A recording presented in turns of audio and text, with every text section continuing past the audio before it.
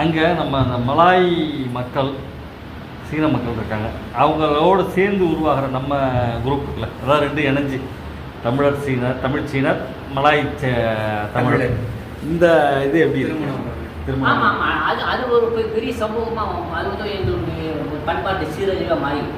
அது நான் வந்து என்ன செய்யணும் அப்படின்னா, நாங்கள் இந்த மலாய் தமிழ் சீனர் வீடியோலாம் நிறையா வருது எங்களுக்கு.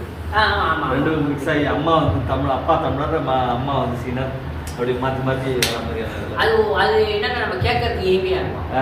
நாங்கள் எங்காவது என்ன வச்சுக்கோன்னா, சும்மா சாதாரண தோட்டத்தில் சீனை தமிழ் பேசிட்டேன்னா சரி நம்ம சொல்லுவோம், நம்ம சொல்லிருக்கோம். நான் என்ன சொல்லணும், நான் கண்டிப்பாக அவன் வயிற்று குழப்பக்காக வணிக செய்யறதுக்காக தமிழ் பேசுகிறான்.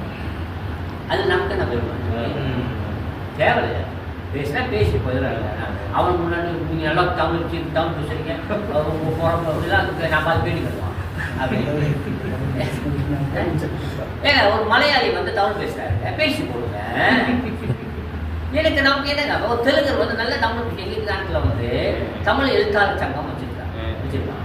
நம்ம தொடக்கத்திலே நம்ம எதிர்த்து ஏன் தமிழ் எழுத்தாளர் சங்கம், தமிழர் எழுத்தாளர் சங்கம் அப்படின்னு சொல்லுவோம்.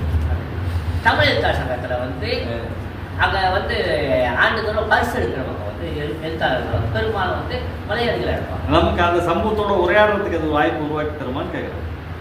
மலாய சமூகத்தோடையோ அல்லது சீன சமூகத்தோடையோ ஒரு உரையாடல் எனக்கு பேரம் பேசுறதுக்கு அந்த சூழல் ஏற்படுமா? நீ சொல்றது எப்படி நடக்கல? தமிழர்கள் வந்து சீன சமூகத்தோட, அங்கே இருக்கிற சீன சமூகத்தோட சீனாவோடய பேசுறதுக்கு அது ஒரு இந்த கலப்பு வந்து உதவி செய்தா அதுக்கான ஒரு உரையாடல் தளத்தை உருவாக்கி. நாங்கள் தான் சரளமாக ஆங்கிலத்தில் பேசுகிறோம், மலையாளத்தில் பேசுகிறோம். நாங்களும் சீன பழக இங்கே மட்டும் பிள்ளைங்க சீன